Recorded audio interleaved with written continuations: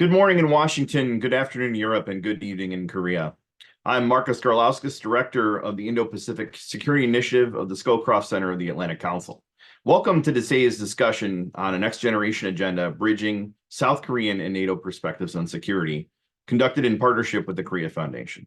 This is the second iteration of our series on next-generation issues, in our project series spearheaded by the Deputy Director of IPSI, the Indo-Pacific Security Initiative, Lauren Gilbert. For those of you not familiar with IPSI and our Next Generation series, our work informs and shapes the strategies and policies of the United States and its allies, including South Korean NATO countries, on Indo-Pacific security matters, as part of the Atlantic Council's broader mission of shaping the global future together. IPSI is part of the Atlantic Council's Scowcroft Center for Strategy and Security, which focuses on defense issues, alliances, and partnerships, and strategy, with a particular focus on transatlantic and Indo-Pacific issues. Convenings like this one are integral to our charge to live up to the legacy of our center's namesake, General Brent Scowcroft, and his dedication to the mentorship of the next generation of national security leaders. Today's event is a culmination of a project that led to the launch of an issue brief co-authored by Lauren and two other rising leaders representing US, European, and Korean perspectives. Now, providing a European perspective today, Malte Munke is an external lecturer at the Copenhagen Business School and chief policy advisor at the Business Authority. Hyun-sung, also known as David Yu, offers a Korean perspective and is currently a master's student at Georgetown University's Asian Studies program. We are delighted to also be joined by two additional next generation scholars who participated in this project and will serve as respondents. Julia Dowling brings a European perspective as a master's student in Georgetown's Security Studies program, and Jae-hyung Ju is a master's student at Johns Hopkins School's Advanced International Studies. I'll now turn the floor over to Lauren to tell us more about this exciting project. Thank you so much, Marcus. And thank you so much to everyone joining us today across many different time zones. As Marcus stated, this is my second year leading the series, A Next Generation Agenda, where we bring together junior to mid-career experts and officials from the United States, South Korea, and other countries and regions to workshop defining areas in which flexible, action-oriented, and informal collaborative arrangements among these countries can provide mutual benefits, which create a basis for deeper, more meaningful cooperation moving forward. So as we thought about the topic for this year's project, we were considering the current state of the global security landscape, with the increasing nuclear and non-nuclear threats from North Korea, the growing economic and maritime aggressions of China, and the unprecedented continued war against Ukraine by Russia, not to mention the growing collusion among these powers as well. And we really honed in on the need to emphasize increased coordination among like-minded allies and partners as the key to defending the rules-based international system. And this holds true beyond the region in which a country lies. So following this trend, we were noticing that many European NATO countries have come to consider their deepening stakes in the Indo-Pacific and have sought to engage further with South Korea as well as other Indo-Pacific countries. And we believe that to advance South Korean NATO cooperation moving forward, it is vital that next generation experts and officials come together to explore novel methods of collaboration and action-oriented policy recommendations. To this end, the Atlantic Council, supported by the Korea Foundation, has developed this project to build an agenda for bridging these regional perspectives among the United States, South Korea, and particularly European NATO countries to promote this further cooperation. So throughout this project, we convened two private virtual workshops with rising junior and mid-career experts who represent the next generation of policymakers, academics, and private sector leaders who will operationalize this cooperation during their careers. So based on the ideas raised during this workshop, the participants offered concrete and actionable suggestions for this next generation agenda, with a particular emphasis on how policymakers and private sector experts in each region can collectively implement the recommendations. So this issue brief that we're discussing today has officially been launched on our website and provides background on recent events and cooperation before highlighting an analysis of the key challenges and opportunities at hand, and then followed by those concrete policy recommendations. As Marcus has stated, I am joined here by my co-authors and the respondents who all took part in this project, and I'm delighted to be speaking with them here today.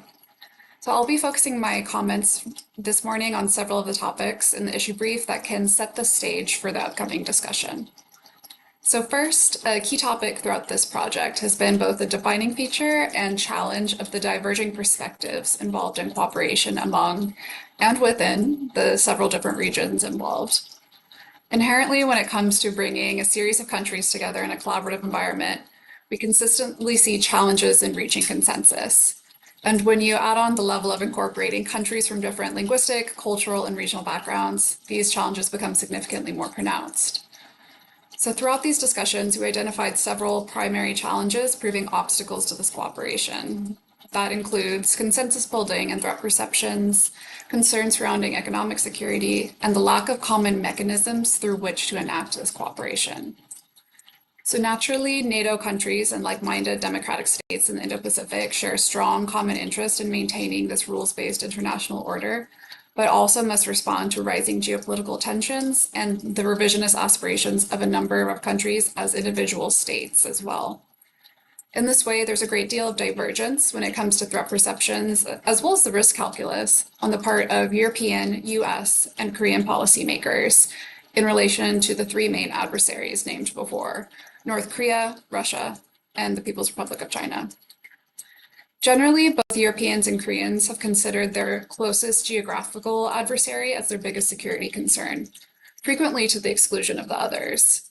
So, for example, South Korea is particularly concerned about a contingency with North Korea, but not necessarily concerned about a contingency with Russia. Conversely, NATO countries, particularly the eastern flank, have been concerned about a contingency with Russia, but largely disregard or are ignorant of the growing threats from North Korea. So while this is a natural inclination, particularly in the previous decades, the world is currently so intricately interconnected that even if there is this limited chance of boots on the ground concerns, the ripple effects of a conflict in a distant region require more modern considerations, which I think the world is learning more and more. So this lack of consensus does not only exist when it comes to the regional perspectives, but intra-regionally as well. As we all know, NATO consists of 32 member states, with two North American states and 30 that span the European continent. So in a practical sense, these countries have vastly different capabilities when it comes to the capacity for cooperation. You have landlocked versus coastal powers, conventional versus nuclear capabilities, large versus small economies, and so many others. So in this strategic sense, countries need to consider the relative risk of engaging in a protracted conflict or even heightened competition with an adversary. So all of this leads to great confusion and occasionally even tension when it comes to setting a party line for an organization such as NATO. Further complicating this, the cooperation between the United States and like-minded countries in Europe and the Indo-Pacific, generally speaking, is not heavily institutionalized. There are no formalized structures to underpin comprehensive exchanges and cooperation around operations between regions. So we see that the engagement of South Korea and other IP4 countries with NATO, and to a lesser extent the United States' engagement, has primarily been driven through top-down actions, through talks and summits. And while this leader-driven method has brought cooperation to its current stage, its success is largely due more to the current combination of leaders, I believe, than to the mechanism involved. So as the United States, South Korea, and NATO countries face upcoming elections, there's no guarantee that the incoming leaders will share a common understanding of the mutual value of NATO-South Korea cooperation. And further, many leaders hesitate when it comes to large, rapid commitments to formalize these partnerships, particularly when it comes to concerns regarding economic security and retaliation from adversaries or competitors. So this can be seen in South Korea's sensitivity towards antagonizing Russia under the context of increased cooperation between Pyongyang and Moscow, as well as individual countries blocking progress towards a Tokyo NATO office, allegedly following complaints from Russia and China. Therefore, the countries really should aim to build toward the institutionalization of cooperation, particularly when it comes to working level policy initiatives, in order to weather changes in political leadership in the upcoming year and beyond.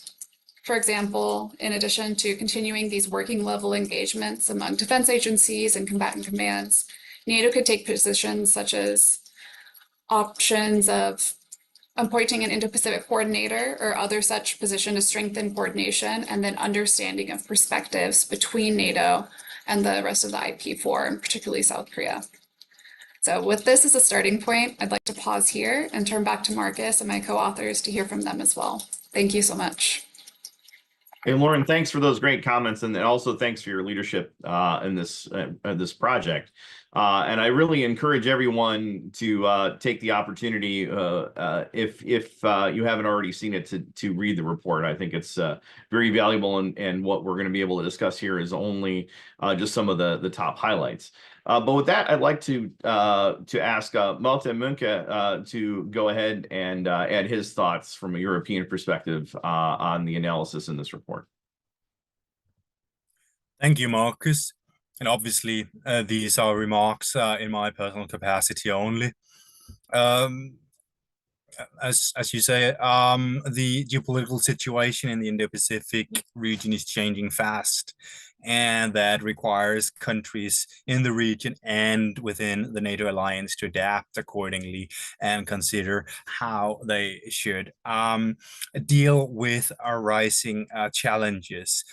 I think in that regard, it's helpful to distinguish between matters that pertain to military security and defense and matters that pertain to economic security in various forms, including in relation to important value chains, critical supply chains, cybersecurity, the ability to protect key assets and technologies from unwanted leakage, the ability to keep producing critically important goods, even in the event of geopolitical or other events that may cause disruptions and similar. Now, in regards to military security, there is clearly a lot that can be done, including more joint exercises, further institutionalization of cooperation between like-minded countries in the Indo-Pacific region and amongst NATO member states in North America and in Europe. And there's also a lot that can be done in relation to economic security in a broad sense. And that is perhaps also an area where we need more new thinking, as this is really an agenda that we're trying to get our heads around, I'm sure, in many places, since we've been used to a geopolitical environment that has been different. We've been used to an economic environment that has been different. And the issue of critical dependencies, for example, is one that has really entered the forefront of geopolitical thinking in recent years, highlighted in particular, I guess, with the COVID crisis that really showed the effects and ramifications if the supply of semiconductors is disrupted. And similarly,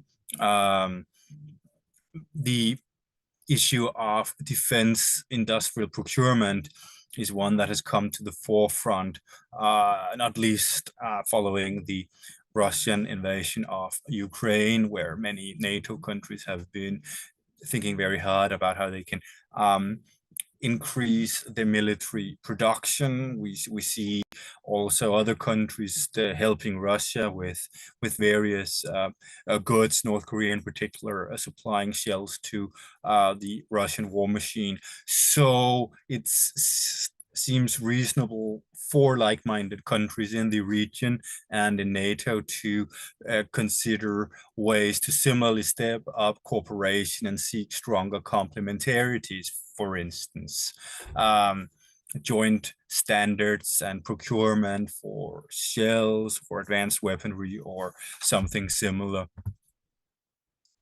We are also experiencing rapid technological innovation within a number of areas, many with significant dual-use potential, for example, artificial intelligence and autonomous systems and drones and similar. Like-minded countries in the Indo-Pacific and in NATO could step up cooperation and seek ways to cooperate around dual-use technologies, cutting-edge advanced technologies. Clearly, what we are seeing is a tech race, and the like-minded countries in the Indo-Pacific and NATO again would clearly benefit from making sure they remain at the forefront of technological innovation. This is really not an area where anybody will want to be left behind and fall behind. So clearly something to consider: actual procurement, research, innovation, cooperation, and similar. Also, as I say, we're seeing an increased focus on tackling critical dependencies along key value chains. So it seems reasonable that like-minded countries would benefit from more cooperation, since everybody's essentially considering ways to mitigate critical dependencies, for example, in relation to critical raw materials at the same time. There might be opportunities to cooperate instead of compete about getting better access to critical raw materials, say. And similarly, there might be a risk that otherwise like-minded countries and partners at the same time pursue greater resilience in ways that might negatively affect others, for instance, through subsidy schemes or similar, where it might be beneficial to have a more institutionalized setup for having discussions amongst like-minded countries. In that sense, it might be helpful to consider various ways to develop a more institutionalized setup. Inspiration could perhaps be drawn from the Trade and Technology Council between the EU and US, which allows for high-level meetings at a regular basis, and also goes beyond the traditional focus on free trade and free trade-related areas, and attempts to tackle issues around critical dependencies and supply chains and technology and similar issues. So that might be helpful. Also, and I'll stop with that point, there is likely a strong case for considering ways to increase and step up cooperation around cybersecurity and intelligence sharing between the Indo-Pacific and NATO countries that experience similar risks and are in many ways like-minded countries. So I'll stop here, but looking forward to discussing with my co-authors and respondents. Thank you. Mounted, thank you so much for those comments, and I was particularly struck by your points on essentially what we would call in another context production diplomacy, the importance of being able to connect the defense industrial bases between like-minded countries in Europe and in the Indo-Pacific, so that they can mutually support each other. So overall, again, great comments, and thank you also for your contributions to the written issue brief as well. So now we'll go to Hyun-Sung, also known as David Yu, who is, again, a graduate student in the Georgetown University Asia Studies program in the School of Foreign Service. And David is bringing to us, a Korean perspective. Yeah, thank you very much. First and foremost, I am very thankful to the Atlantic Council Indo-Pacific Security Initiative team and the Korea Foundation for this opportunity to be in this project and co-author this publication. As a reflection of this project, I believe it is very timely, as we've been seeing increasing security connections between the two regions, Korea and Europe, especially after the Ukraine-Russia war. Korea initially seemed to be hesitant to be proactive in the Ukraine-Russia war. However, it recognized the importance of the issue after realizing supply chain disruption, possible conflict implications in the region, like Taiwan and Korea contingency, and especially when North Korea started to support Russia's ammunition in exchange for a wide range of support from Russia. But Korea's participation in recent NATO summit, for example, as an IP4, shows an increasing interest in elevating security cooperation. In the publication, we also point out that first NATO and Korea they used to focus on their singular threats. However, due to the changing security environment, such as North Korea's increasing threat, China's economic coercion and maritime activities, and Russia's war in Ukraine, RK and NATO started to collaboration since 2005 in Afghanistan. But in November 2022, the RK established a diplomatic mission to NATO to further enhance opportunities for political dialogue and institutionalize the relations. And President Yoon has been attending NATO summit since 2022, meaning that the RK has been very active in dialogue and cooperation with NATO. And yeah, also NATO and RK have increased defense and economic security cooperation, including the defense industry and cybersecurity. In that regard, I believe this next-gen project will provide insights regarding challenges, opportunities, and recommendations for further strengthening Korea-NATO security cooperation, which is very necessary to have a robust deterrence against mutual security challenges of the two regions. And I also wanted to emphasize on my focus in the publication, which is the divergence in the threat perception among the NATO and RK, and also cybersecurity cooperation. So there is the divergence in the threat perception derives from many factors such as geopolitical and geoeconomic situations, different strategic priority of their national security, and etc. Despite European and Korean security gap having been getting closer due to the changing security environment, still there is an embedded difference in perception due to certain set factors such as geography. Also, I focused on an opportunity for cybersecurity cooperation as they share the same threat, which is North Korea's cyber hacking. I'd say this is blurring the line between traditional and non-traditional security threat, as North Korea's cyber hacking is connected to improving their military capability, especially WMD programs and missile capability.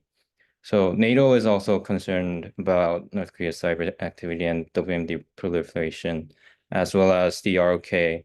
So cybersecurity is an important area to bolster this cooperation to counter these mutual threats. And these are the topics that I wanted to emphasize in the publication. And lastly, I also wanted to thank all the commentators who participated in this project, and their opinions on RK NATO security cooperation gave a wide spectrum of viewpoints, such as military economy, cybersecurity, info sharing, and also private sectors, and so on. Our 2 rounds of virtual discussion sessions were a great chance to know how other young experts in this respective areas think about this issue from different angles. Also, huge thanks to Lauren and Malta for their efforts to put this into one. And again, thank you, Professor Garlauskas and IPSI team for this opportunity, and also the Korea Foundation. David, thank you very much. Appreciate your contributions. And I'll tell you that comment that you made about the threat perceptions as being one of the driving elements of your contribution, these divergent threat perceptions, to me, that really resonates, because as a former intelligence officer, I've often seen up close that having a shared foundation, a common understanding of the threat, can make it much more simpler to have a unified action on dealing with a threat. But if there are different threat perceptions, that can make it difficult for countries and organizations to be able to act in a unified way. So I think you zeroed in on one of the absolutely key elements to promoting this cooperation between Europe, the Indo-Pacific, and the United States. And so now we'll turn, though, to our respondent comments, and really interested to hear the thoughts of Julia Dowling, who is a master's student in the Security Studies program at Georgetown University as a master's student, and then Jae-Hyung Chu, who is a master's student at the School of Advanced International Studies at Johns Hopkins University, and they'll be bringing European and Korean perspectives to this discussion, respectively. So, Julia, please go ahead first. Yeah, well, thank you for having me. I think this project and issue brief comes at an incredibly important time as increasingly European states are faced with balancing their commitments to regional as well as global challenges. So as states navigate this global security environment, the necessity for robust, coordinated alliance between NATO and South Korea has become clearer than ever. Integrating the diverse threat perceptions and strategic interests of NATO and South Korea, however, does remain a complex challenge. There has been recent developments that do present opportunities to bridge these gaps.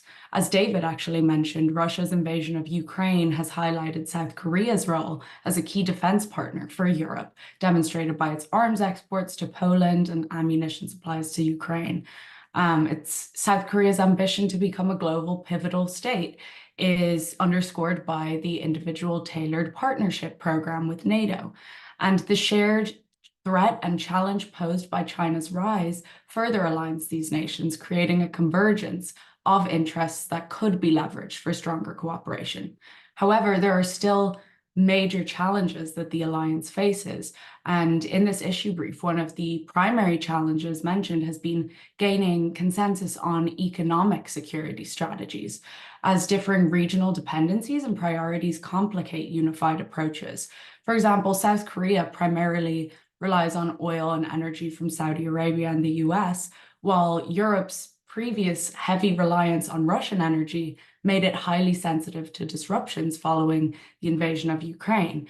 So while other states could quickly implement sanctions on Russia, European states struggled to decrease their dependency, resulting in a more sluggish rollout of sanctions, with the price cap only really being implemented fully in February 2023. This delay, allowed Russia to adapt to sanctions before the EU can impose stricter measures. So why does this, lack of consensus actually matter? Well, it poses major challenges in the enforcement and effectiveness of sanctions. When allies are not all aligned on a sanctions package, sanctions regimes become inconsistent and potentially unenforced, which creates loopholes that adversaries as well as black market actors can exploit. This inconsistency reduces the effectiveness of sanctions and can further increase illicit activity to bypass sanctions. So the lack of economic security consensus is increasingly critical with China's rising threat.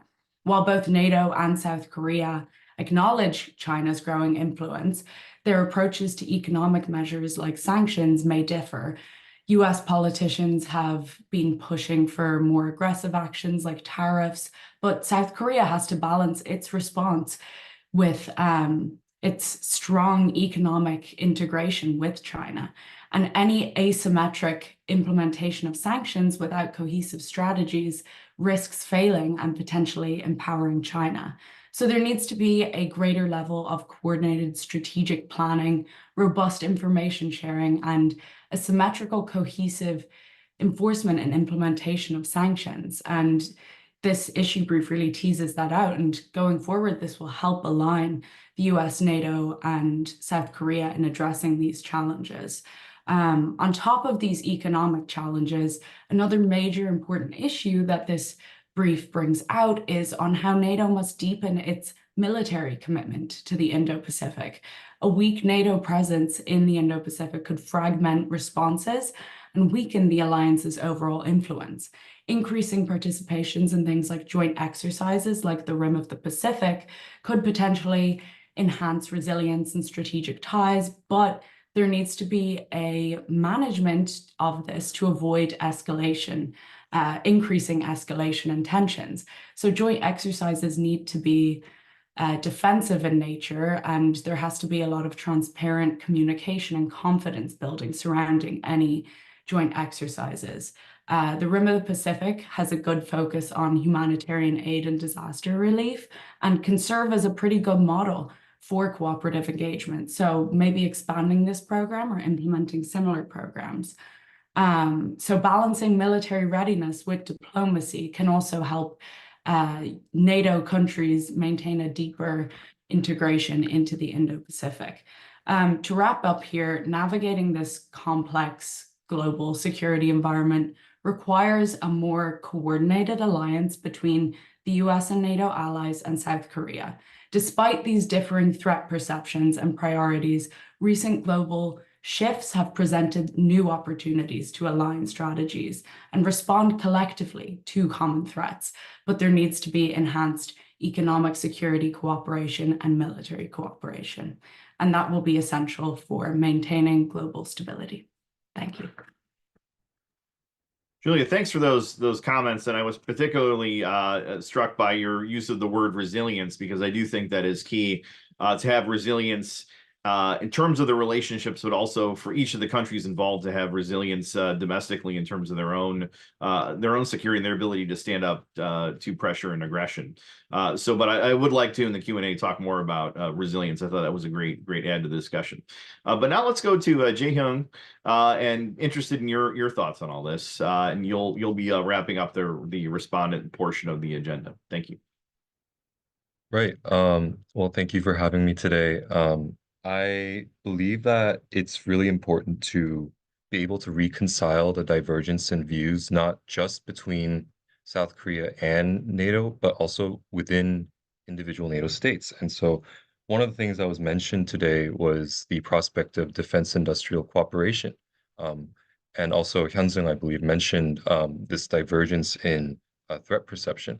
And something that I thought was interesting was that in South Korea, based on a recent Pew Research poll, in comparison to Poland, which had a very negative perception of Russia in its most recent survey, South Korea had around 20% of its population retaining a somewhat favorable view of Russia. And this is in spite of recent increases in cooperation between North Korea and Russia on the military front. And so I think that we need to address what kind of defense cooperation that our two regions will be having. It can't be just a model of South Korea increasing its defense exports to individual NATO countries. As we've seen in recent years, certain countries in NATO in Western Europe have enacted their own policies to counter this. And so export-oriented models may not be the way forward. But instead, looking at other areas of cooperation in the security field, I think are very valuable.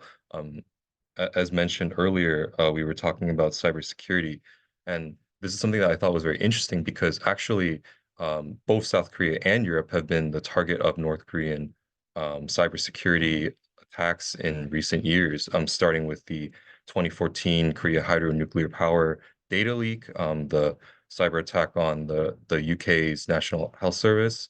And last year, there were a lot of hacks attempted on Spain and the UK's defense industries. And so these are things where we can definitely look towards future cooperation. I know that we actually had a recent conference in Seoul on responsible AI governance in the military field.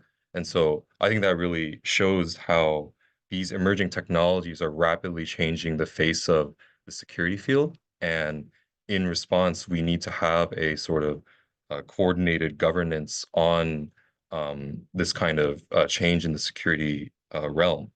And so I would like to wrap my comments up with finally, I think the biggest thing that South Korea and NATO could work towards is, I think, devising a new idea of what the liberal international order can offer to the rest of the world. Because I think that in recent years, much of the global South has been quite skeptical of this attempt to divide between authoritarian powers and what we call the liberal democratic world. And so they have their reasons, but I think given that South Korea was itself a former member of the global South, and that many countries in Eastern Europe, for example, have had their own history of oppression and democratization. I think we can all work towards finding these new ideas of why our model of governance, why our model of statecraft is something that newly emerging countries can look towards as a model for future growth and sustainable development. And so I'd like to wrap my comments up here. Jae-Hyung, that was a spectacular way to pull your comments together and to conclude. So the transition of Korea from an aid accepting state to an aid providing state internationally, I think, was a huge moment for the international community. Obviously, it was a huge moment for Korea. And so that really resonates with me. But I think another element that's important here to keep in mind, too, is that there has been this traditional construct of thinking about the transatlantic alliance, NATO and the United States as representing essentially the West. And I think being able to transition beyond the idea of the West versus the rest, so to speak, and looking more at this liberal democratic order, or what some would call the rules-based international order, I think that is really a great idea, and showing the elements of values and interests and models that South Korea have and has in common with European NATO countries is very helpful, and of course with the United States. I think that's a very helpful construct. So I appreciate that addition. I think it was a very strong way to conclude your response.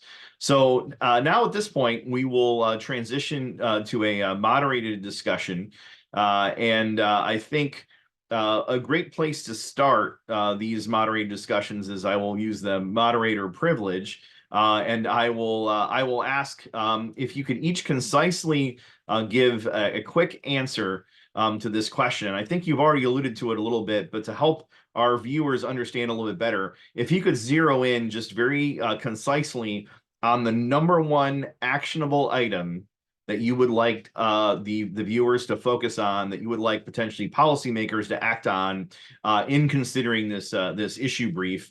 And I see Lauren smiling a little bit because she knows I always want to focus on those actionable recommendations. And so I'm sure Lauren already has one queued up and ready to go, but we'll go in the same order and to give everyone an opportunity to speak on this issue. And so again, keep it concise, ideally under a minute, and really focus on what's the action item that we're talking about here. So Lauren, over to you. So much, Marcus, and I agree. Part of the goal of this project is to really create actionable items that we can move into going forward. And one I mentioned earlier, but I really want to pull on further, is the importance of institutionalizing working level cooperation. So by creating a coordinator at NATO, an Indo-Pacific coordinator, by bringing more into the UNC and having connections there, the United Nations Command on the Korean focus issues, and how we can bring the understanding together from the working level, get experience in each of the countries and cultures it provided, and then pull that further and really build the understanding that this is a joint issue, a joint problem that we can solve together. I think that's one that I really want to focus on. Well, Lauren, thank you very much. Appreciate you leading off this speed round of focusing on the actionable items. So Malta, over to you. What do you think the one actionable item is that you'd like to focus on? I'd suggest that we should try and develop more complementarities in the defense industrial field. For instance, see if we can develop more joint standards so that it's easier to for instance, take the example of shells again, North Korean shells being used in the Russian war effort. Is there an opportunity for like-minded countries, NATO and in the Indo-Pacific, to develop common standards that would allow military armament to be used more interchangeably so that it's possible in any military contingency to aid each other more seamlessly? So that would be my #1 suggestion. Of course, it would go beyond the basics, preferably to also more sophisticated types of, well, dual use and actual military weapons and so on and so forth. Hey, thanks very much. No, I think that's a great point, and one that definitely does resonate with me, given how the Scowcroft Center and IPSI in particular has been looking at that issue set overall. Before you go on, also a reminder that we can go to askac.org for additional questions. And so we have a whole series. I took moderator privilege, so I went first, but there's a number of them in the queue, but there's still room to add more. We have a good amount of time left in this session. But now let's go to David for his actionable recommendation. Yeah, I would say increase in cybersecurity cooperation by establishing a joint cyber cooperation working group under the leadership of RK and NATO, with the collaboration with Southeast Asian countries. As Jae-young mentioned, Europe and Korea all experience North Korea's cyber attack, but also Southeast Asia is currently experiencing a lot of North Korea's crypto hacking, and Southeast Asia has been identified as like a destination of cashing out those stolen cryptocurrencies. So this cryptocurrency hacking has been used to fund their regime and their WMD program. And I think there, as Julia mentioned, there's no if there's no coordination in sanctions, and it is very like adversaries could use this as exploit this as their chance to maximize their interests. And I'd say North Korea has been doing this. There has been a lot of gap in this cooperation, like global cooperation and countering North Korea's cryptocurrency hacking. So I think increasing cybersecurity cooperation with NATO, ROK, US, and also the Southeast Asian countries would be the actionable item that I could recommend. I think that's another excellent recommendation. I think we've already seen even some initial steps toward that increasing cooperation, which I believe South Korea, having had an affiliation now developed with the NATO Cyber Center of Excellence. So a great way to build on that. All right, well, let's go to Julia then.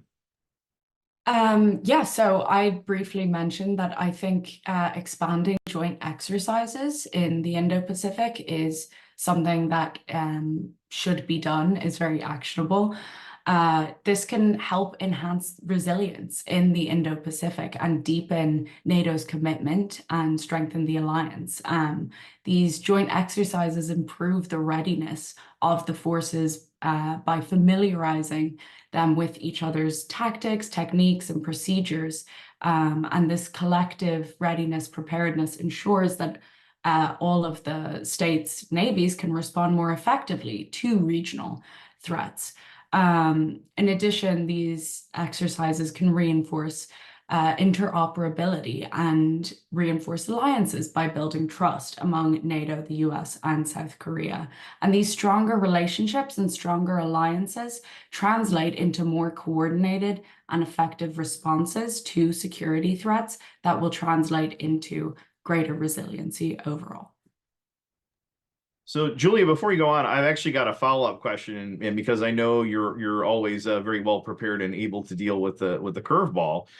So, what about the counter argument that these sorts of exercises are escalatory, that they breed confrontation? Certainly, the North Koreans, the Chinese, and the Russians have all raised objections to these military exercises as being a negative, net negative for security. And obviously, I don't personally disagree with that. I don't personally agree with that view. But I'm curious as how, Julia, how would you recommend that the U.S., NATO, and South Korea respond in those sorts of cases? Absolutely, and that is one of the major concerns and the major questions that comes up when you talk about joint exercises. However, to ensure that there isn't escalation, I think there needs to be a greater focus on defense in these joint exercises, and there needs to be balancing stability and cooperation while managing these escalation risks. So they need to be defensive in measure and emphasize a lot of the time these non-combative aspects like marine security, overall humanitarian crises, rescue missions, and access to sea lanes. emphasizing these things that are non-combative in nature is beneficial. It still helps increase readiness and interoperability. But there also needs to be transparency with these missions. There needs to be regular communication with adversaries, transparency about intentions. But yes, it is a concern that comes up, but I think emphasizing transparency, defensive, and non-combative measures can help mitigate some of those potential escalation risks. Julia, thanks very much for further explaining your view on this. This is very helpful. And so now we'll go to Jae-hyung and hear his thoughts on this. So single recommendation to focus on as a takeaway, actionable recommendation. Thank you. Everyone already said such good things that I feel so much pressure. It's tough to go last, right? Yeah. So I know I was a bit skeptical originally on defense cooperation. However, I do think there are certainly areas in which there can be some level of dialogue and progress made. I think that having some sort of working level dialogue on a renewed attempt at promoting defense cooperation, perhaps a ministerial level meeting or a consortium involving members of the private sector would be something that may be of interest to all parties involved. I know that in addition to some of the projects that South Korea has been promoting in terms of its defense exports, it actually goes the other way around as well. South Korea is currently attempting to greatly expand its UAV capabilities, and part of that involves potentially procuring drones from Poland. So it goes both ways, actually. And I believe that also it is made several projects with various Western European countries, with Austria's Schiebel, for example, in terms of developing a new UAV platform. And so these are just some ways in which cooperation goes beyond just defense sales. It can actually involve joint research and development, joint identification of new emerging threats or emerging patterns in the battlefield, and the private sector and the government's attempts to adapt to that, both through incorporating emerging new technologies or other methods. So I think this is one way in which defense cooperation can continue, even though economic constraints are obviously still there. That's very interesting. And in some ways, it reminds me you're describing sort of the AUKUS model being applied to a much broader set of partners cutting across the NATO US countries and NATO countries, US and South Korea. So I thought that was a great speed round. I think we got some good, clear, actionable recommendations there. And of course, a lot of this is contained within the issue brief, which again, I highly encourage all our viewers to read and to pass along to others. And so we have a whole series of questions growing in the queue. I do want to emphasize there is still an opportunity, however, to have your question asked. I'll ask you to go to askac.org and put your question in there, and you're welcome to do so either anonymously or putting your name in there attached to your question. And so I'd like to pivot now to a question from Terrence Mitsuo. Terrence asks, given historical issues with Tokyo, but acknowledging shared security concerns, how should Seoul view the possible creation of a NATO office in Japan? And so similar format, I would like to just go through all of the respondents because I think there are a range of views here, and we'll go in the same order. And again, please keep your comments concise so that we can get through a series of questions. So Lauren, over to you. Your thoughts on this question? Of course, thank you, Marcus. And I think that, yes, although there are historical concerns in the relationship between Korea and Japan, we're seeing a really positive period of cooperation between the two countries, with Yoon and Kishida even recently meeting and having a discussion on continuing the relationship even after Kishida steps down. And I think we will see Seoul supportive of increased European awareness of Indo-Pacific security and the role that they play. However, I think there will be a desire for some sort of additional cooperation in Seoul as well, whether that's creating an office, whether that's building further items into their ITPP. But of course, Seoul will want a similar sort of conditional acceptance with Seoul itself in order to keep their momentum going with the European relationship as well.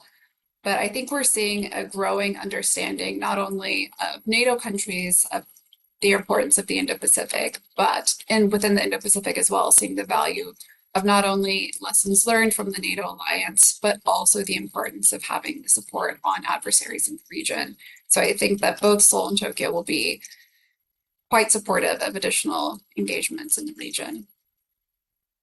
All right, Lauren, thanks. All right, so now let's go to a European view from Malta on how Seoul should view the possible creation of a NATO office in Japan. Thank you.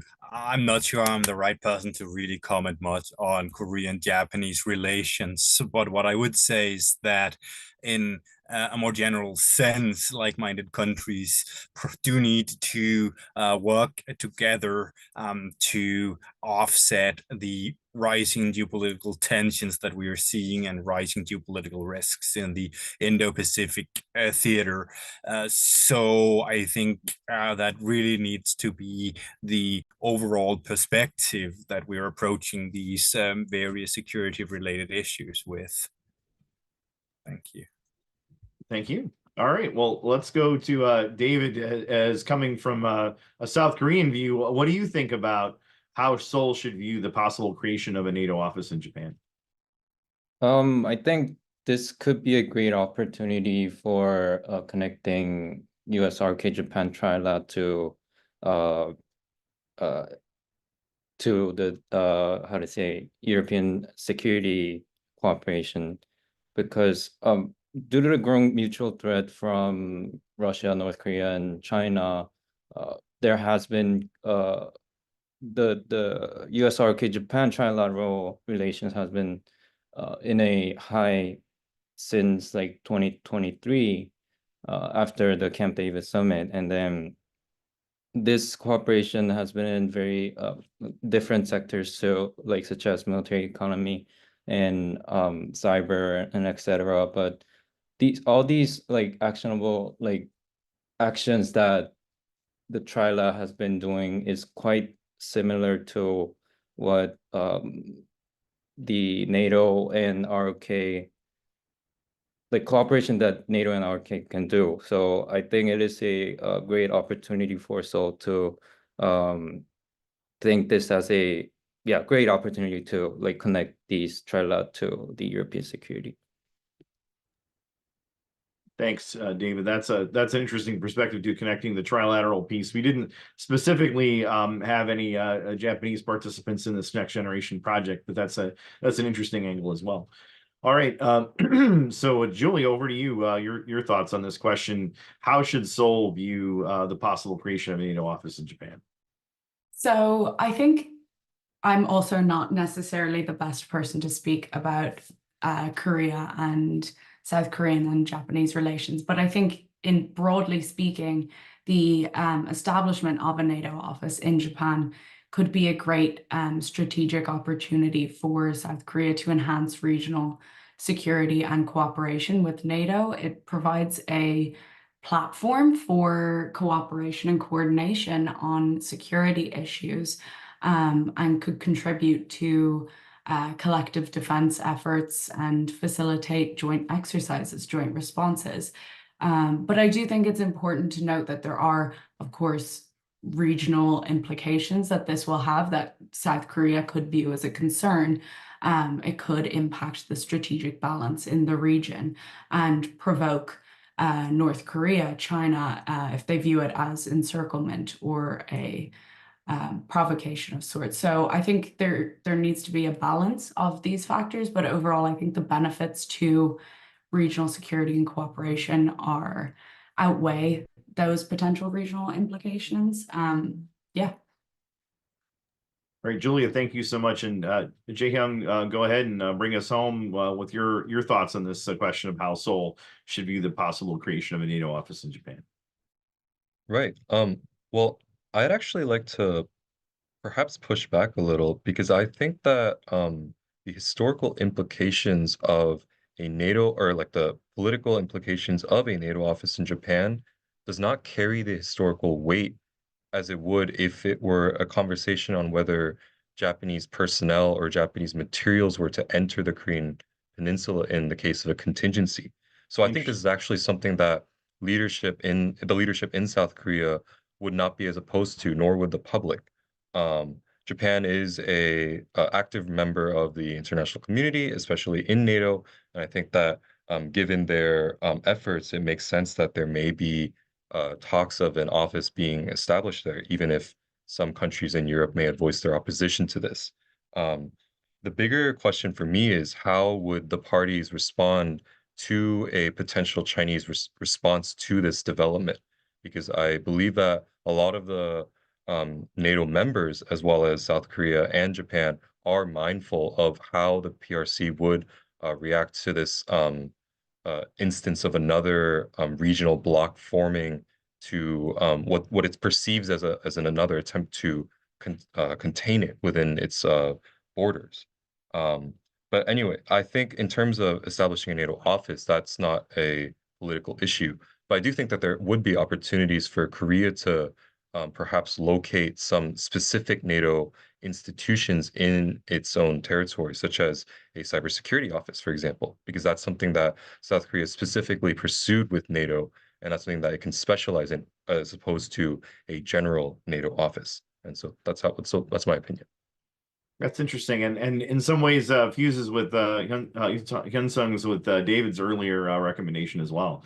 So I like that perspective. That's interesting, and so I appreciate the fact that we did this as another speed round and had every member of the group weigh in. But now I'm going to ask another question that will be looking for volunteers. So please raise your hand electronically or physically when it comes to the question, and then I'll call on individuals. And so don't feel obligated to take a swing at this one because it is very specific, but it's a question I find fascinating, and so I'm going to add a little bit of background. And so the question from an anonymous source is that Germany recently joined the US-led UN command in South Korea. How will this strengthen NATO-South Korea relations, and what other ongoing or potential future mechanisms are there for enhancing this security cooperation? And so for quick context, for those viewers not familiar, the United Nations Command was created as a result of the UN Security Council resolution that authorized the use of force to respond to North Korea's aggression against South Korea in 1950. And the United Nations Command has remained a continuing organization ever since 1950, but its role fundamentally changed in 1978 to not be the lead warfighting command on the peninsula, but to be focused on being a force provider to support the ROK U.S. Combined Forces Command. And so the states that participate in the United Nations Command up until Germany's accession were all countries that had participated in supporting the defense of South Korea in 1950. But of course, as we know, because of the Second World War, Germany was not in a position to be rearmed and really hadn't even been fully accepted into the international community again at that point. And of course, Germany as such was not even unified. It was West Germany that existed what was beginning to exist at the time of the Korean War. And so this was a huge, I think, milestone in the development of UNC to have a state that was not one of the original 1950 era sending states added there. And so I am very curious about the thoughts on this question of how this is viewed in different quarters and how this might relate to today's topic. So very interested in volunteers to address this question. Don't all raise your hands at once. Lauren's going to go first. Go ahead, Lauren. I'll take the hit. No, I agree that this is extremely interesting, particularly not only from the Indo-Pacific context, but from the European context, that Germany was the first to join, particularly not having participated in the war.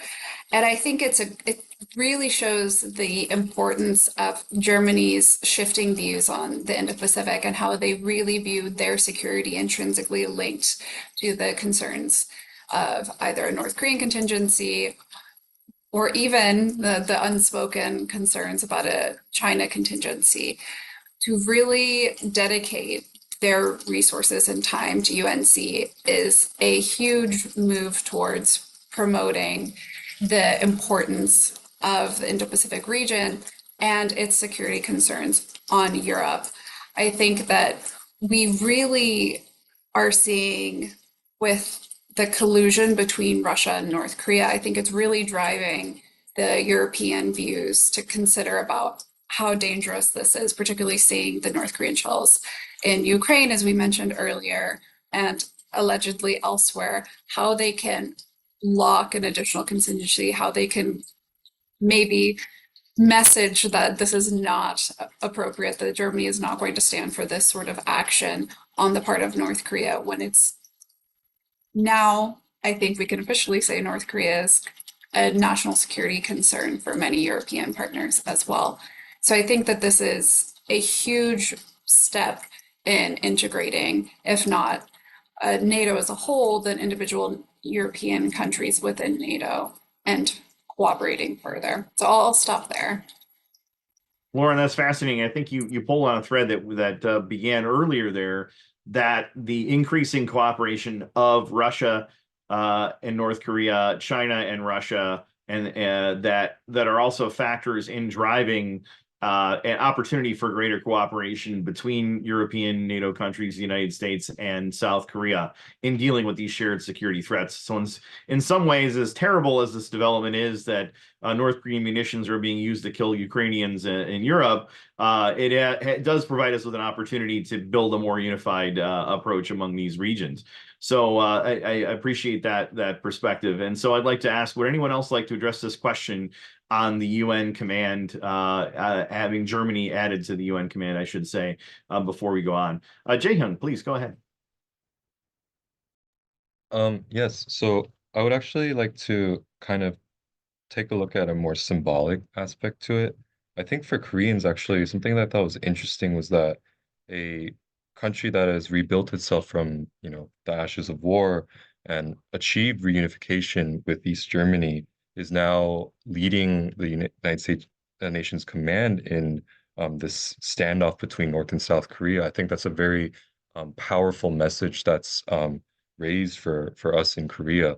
And I was actually able to visit Germany this year for the Munich Security Conference, and I listened to some of their conversations on Pacific security, and they were really committed to showing the world that Germany is no longer focused on inwards economic development and simply maintaining good relations with its neighbors despite their controversial domestic actions. They actually are aware of these rapidly changing geopolitical trends and the need to engage not only with their European partners and the United States, but also with their Indo-Pacific partners. So I think this move to join the United Nations Command on Germany's part is an effort to show the world that Germany, and by an extension, the European members of NATO, are now fully committed to this kind of interregional cooperation and response to global challenges. That's a fascinating multi-part answer there. And the first part I actually would like to go back to for a second. It hadn't occurred to me until you just said that, how important looking at the model of Germany has been for South Korea in thinking through both the challenges and benefits of unification or reunification, I should say, of Korea. And so I remember from my time in U.S. Forces Korea, over a decade ago, that there was certainly a lot of look to the German model, and recognizing that Germany, of course, at that point of German unification had been divided for a shorter period of time than South Korea and North Korea have been divided. So, but what you added too about how it's indicative of a changing German approach on a range of issues, I think is also very, very interesting. So thanks for that. Any other thoughts on this before we move on to the next question? And if not, that's okay.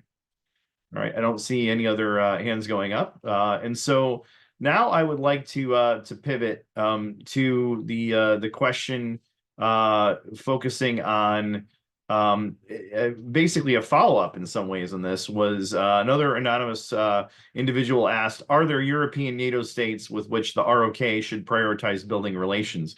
So as we well know and alluded earlier, Europe is certainly not a unified bloc when it comes to particularly security issues. And even though NATO's allies or the NATO allies in Europe do have common views and certainly have collective defense, in another sense, though, they are somewhat, I would say, different in their views on what the role of NATO should be in the Indo-Pacific, as evidenced by the controversy over the question of establishing a NATO office in Japan.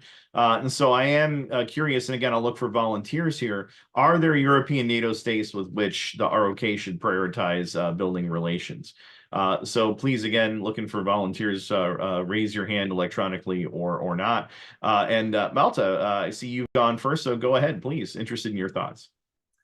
Thank you. Very interesting question.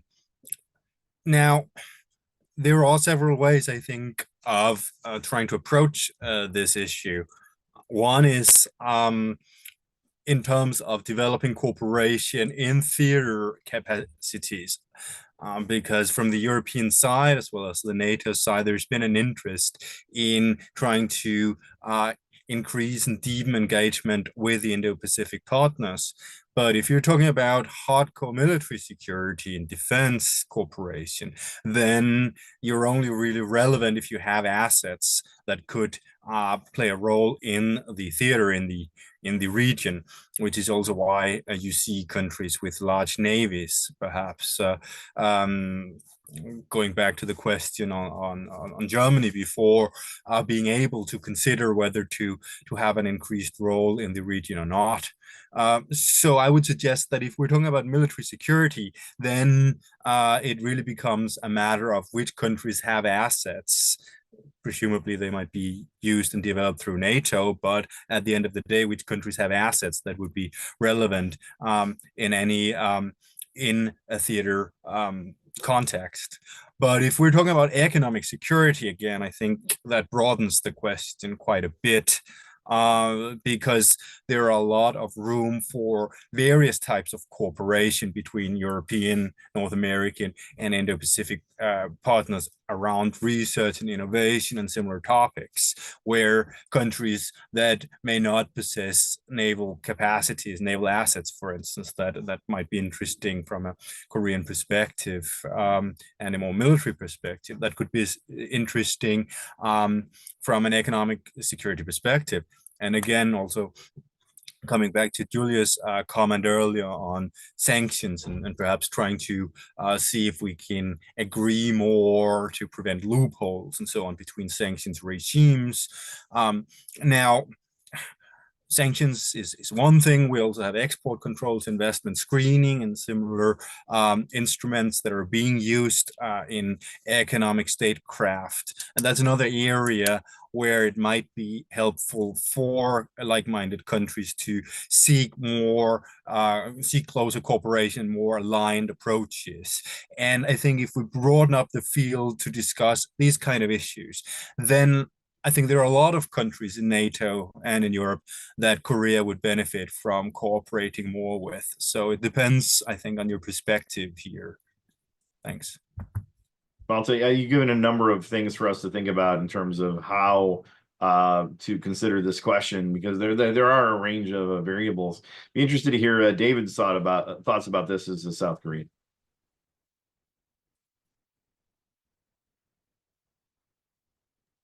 David, over to you.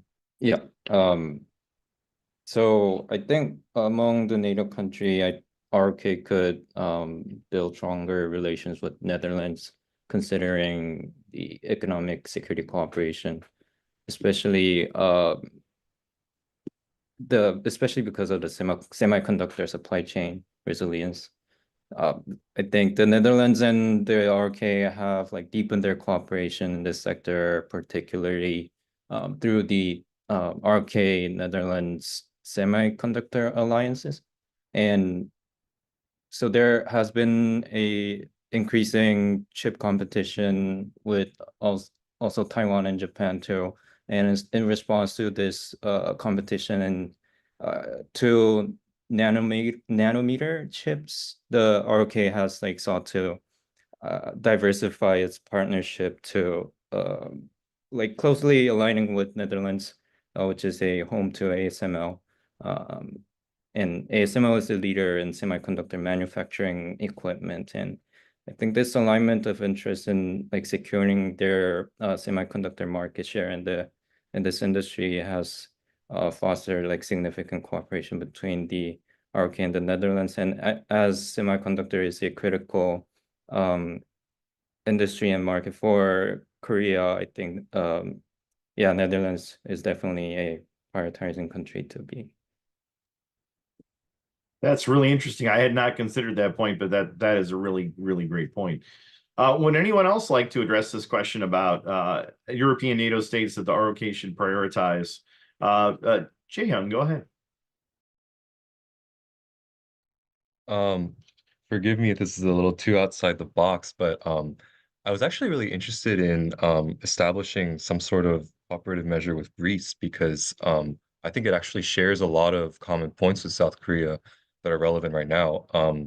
Especially in the shipbuilding industry, I've heard that Greece has recently have been revitalizing their shipping industry and is now poised to become another major player once more. And so that's something that I think that South Korea can both learn from and also work with Greece on developing new nodes of cooperation. And another thing that I was actually curious about, and this may tie into previous questions, but I think Greece also has a lot of experience in managing conflicts with partners that it shares security ties with, but may have certain political disputes with. I would refer to Turkey on this, but maybe also North Macedonia. But I think these experiences that Greece has gained over the years, I think would be very valuable for Korean policymakers and leaders to learn from in terms of how it will continue to progress its relationship with Japan as it navigates new security ties, both in a trilateral and bilateral, as also multilateral context. So that's my answer. No, I think that's a great point, and to be fair, I do think the historical issues perhaps are easier to explain to Europeans who are familiar with Greece and Turkey when you're trying to explain the historical issues with South Korea and Japan. Obviously, very different contexts in some ways, but it helps to see sort of maybe some parallels there, and I think that's a fascinating perspective.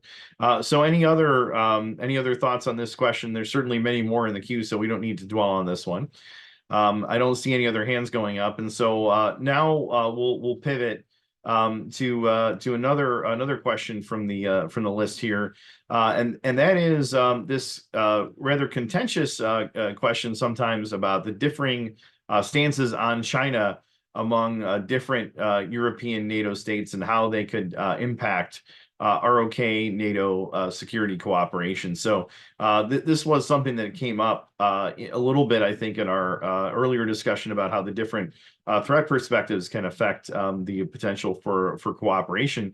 And so I'd like to reverse the order and start with Jae-hyun. If you could go first and add your thoughts in how the potential or the actual, I should say, differing stances on China among key European NATO allies might impact the security cooperation between the ROK and NATO. Any thoughts on this?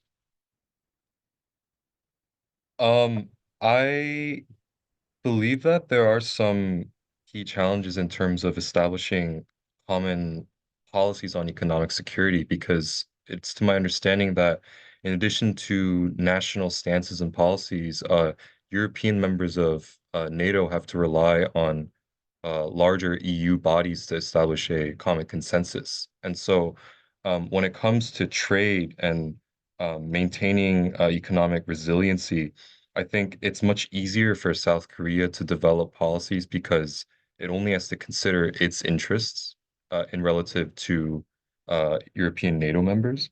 And so it's already difficult enough for South Korea to navigate EU restrictions on imports and trade. I believe that South Korea actually measured around 34 out of 100 in terms of meeting EU ESG standards. And so these are just some areas where it's only bound to be more compounded depending on how each European NATO member responds to China in terms of economic security. But I think in general, both European NATO members and South Korea have a more nuanced view regarding China's rise in the world. And so while both sides avoid direct conflict, there are definitely international norms that I think both sides would like to see overall China adhere to. So I think in the broader scheme of things, it's less of a concern than I had originally feared. No, that's a great point, and this actually reminds me of some conversations I was a part of in Manila as part of the Indo-Pacific Command's MilOps 24 conference, where several of the participants pointed out the issue really from the perspective of a lot of Indo-Pacific countries is not so much U.S.-China strategic competition or that China is inherently a problem, but China's behavior in terms of not adhering to the norms and rules, and then China's different values in terms of particularly how it behaves toward other states in the region, how it behaves in the marketplace, et cetera. And so that I think is a really good way to start off this round of discussion on this question on how differing stances on China and key European NATO states could impact ROK NATO security cooperation. So now, since we're going in the reverse order here, we'll go to Julia. Thanks. Yeah, so I think the primary issue, and I brought this up in my initial discussion, is that when you are building sanctions packages, response economic tools of warfare, there really needs to be a cohesive response. If you don't have a cohesive, symmetrical application of embargoes, sanctions, etc., you end up with loopholes. And if NATO states, because NATO states are all different, they all have different economic priorities. It's not one monolithic organization. If NATO itself cannot even come to a consensus on how to properly address China's threat, particularly as it relates to these economic tools of warfare, it's going to be very difficult to integrate a cohesive application of sanctions with the US and with South Korea. And this overall then undermines any efficacy of sanctions implemented, of tariffs implemented, anything, embargoes. So that creates loopholes and actually can in turn strengthen the China's resilience against sanctions because it can adapt to these loopholes and learn these loopholes. So, not having consensus amongst NATO countries will really damage the ability to apply any economic tools symmetrically and cohesively. I think that's another great set of comments. And Julia, again, I'm pleased to hear you use the word resilience because that is definitely something the Atlantic Council, the Scowcroft Center, and IPSI in particular are trying to focus on and how we think about these things. So please, though, let's go now to David. Yeah, I think Jae-hyung and Julia had a really nice answers, but I kind of wanted to shift the focus on the Korean side than the European side. That on the Korea's diverging view in terms of China, like viewing China. So within Korea, there are diverging views between conservatives and liberal that liberals tend to be closer to China than the conservatives. And if the liberal government takes over the office, there's going to be a policy shift as we've been witnessed since the past like 10 years or so, more than 10 years maybe. So still there are diverging view within Korea. I think that is another point in terms of like how to view China under like the cooperation of Europe and ROK security cooperation. David, that's a great point. And actually, in point of fact, maybe we can even broaden that and say that in many European countries, there are domestic political divides on how to view China. And that maybe for some Americans that is a little bit surprising for those who don't closely look at this, because of course in the United States there's been noted this trend of a pretty strong bilateral or I would say bipartisan actually consensus about the challenge posed by China, and there may be nuances across the political spectrum and how that's viewed, but I think it is one of the national security issues where there is the strongest a bipartisan consensus, particularly in the Congress, as actually the Atlantic Council has noted in some previous events. So your point is that divisions are not just within, say, NATO among different countries, but can even be within countries, and including the ROK and NATO countries. So I think that's a really important perspective. And this means, of course, this is a moving target. This can shift based on democratic societies electing different leaders. So that's a really good point to keep in mind. But let's go to Malta. Your thoughts on this? The issue of how to deal with China, the rise of China, and China's posturing is a really complicated issue, because China has risen to prominence to the extent that it is important to so many discussions around economic security, military security, geopolitics, so on and so forth. And as a result, you'll see policy debates in many spheres, and also many viewpoints about how to deal with the issue. What I'd highlight in particular, and we put this in our brief also, is that if you look at the recently re-elected Commission president, I should say, the head of their various leadership figures in the European Union, the president of the Commission is one of the most important ones. So in her political program for her next 5-year term, she put a pledge to deploy the full range of our combined statecraft to deter China from unilaterally changing the status quo by military means, particularly over Taiwan.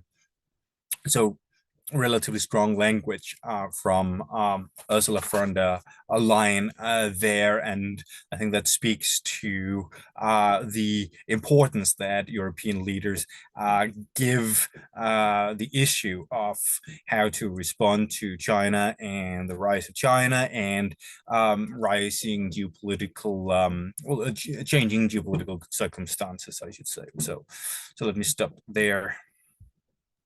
Another great point, and some very clear and strong words there that you're citing. That's a great point. And so, Lauren, now to you to conclude on this round of question on the differing stances on China and key European states, how they might impact ROK NATO security cooperation. First, I really want to pull on a bit of what Malta said and a bit of what Hyun-Sung said as well. We're really seeing Taiwan being a sort of area that has been largely discussed in how they can deal with both supporting Taiwan, but also not dealing with economic coercion on the part of the PRC. And I think we can really see with particularly Lithuania how they really took a stand. They said, you know, we're going to develop relations with Taiwan, diplomacy with Taiwan, and suffered a severe economic retaliation from the PRC. But we've seen them recovering, we've seen them growing from that. And I think that's been a bit of a point of, if not opportunity, but a point where other European countries can see how, yes, we can fully, if not fully, we can pull away from China economically, we can diversify our supply chains, and we can really stand up against China. It might not be comfortable, it might not be something that they are aiming for, but with the example of Lithuania and other Central and Eastern European countries really taking a stand against Chinese sort of aggressions, against Chinese pushback against the liberal international order, it is possible to take a stand and move forward. And I think we're seeing that a little bit more when it comes to the Indo-Pacific as well. Of course, it's an area of political concern domestically within Korea, within Japan, within Australia, but I think we're seeing a growing understanding that we have these sort of methods of diversification of building resiliency, and we don't have to engage in this game, if you will, of economic coercion with the PRC. And so I will end it there. Lauren, thanks. And you once again said that really important word, resilience. So we just have a few minutes left. And so I would like to do one extra speed round and ask each of the team here to speak 30 seconds or less on their thoughts on how we could improve resiliency either within countries or between countries in dealing with the security challenges that we commonly all face in the United States, Europe, and in Korea and the surroundings. So we'll do this in back to the original order. So Lauren, I know you've thought a bit about resilience and you mentioned it, so I'll ask you to go first on this one. And again, very concise, please. I'll try and be concise. That's such a broad topic. I think that I want to pull on two specific areas that we've talked about. Julia and Hyun-Sung have really emphasized it. I think it's on building cooperation through exercises, whether that be military, whether that be humanitarian aid, and really build that working level cooperation, that working level resiliency, and how that can push forward both bottom and top and weather these political changes that we've mentioned. And specifically do that in exercises that involve information sharing and cybersecurity exercises. I think that is extremely important, and how we can build resiliency for these future issues with AI, with cyber hacking, etc. And I think that's really key to build cooperation, build resiliency as individuals, as like-minded nations, and as the alliance as a whole. Lauren, thanks so much. And that's very, very clear. And so, Malta, your thoughts on resilience from a security perspective? I think that the various like-minded countries have very similar issues and are trying to address them in broadly similar ways, building up strategic reserves to bolster resilience, developing investment in capacities, trying to secure better access to critical raw materials by investing and developing partnerships across the world, trying to stay at the forefront of technological progress despite a very rapid tech race to dominate artificial intelligence, drones, and so on and so forth. I would suggest that maybe there's scope for more cooperation since we're essentially trying to do the same thing at the same time along those various axes. All right, and thanks so much. And again, please keep it concise. Over to you, David. Yeah, to improve resiliency, I believe cooperation is very necessary, and we have to bridge the gap to increase the cooperation. But in order to do that, I believe understanding each other's perspective is very important in terms of threat perception and how each other perceives in like certain matter. So I think increasing track 1.5 dialogue is very important to have more understanding between governments and also experts in this field. All right, thanks so much. Julia, over to you. Yeah, so kind of building off what Lauren said, establishing working groups at different levels definitely helps build this resiliency, especially when we're talking about resiliency in terms of economic resiliency and avoiding sanctions blowback. These working groups can contextualize perceptions by discussing how specific threats impact each state individually differently, and can foster a more comprehensive understanding and allow these states to build a more coordinated economic strategy and plan to build consensus. In addition to this, things like joint exercises, these all help increase resiliency overall. Julia, thanks so much. And Jae-Hyung, bring it home for us on resilience. Real concise. Thank you. So I think we should be promoting joint research on emerging tech that has governance implications given the rapid nature of its expansion.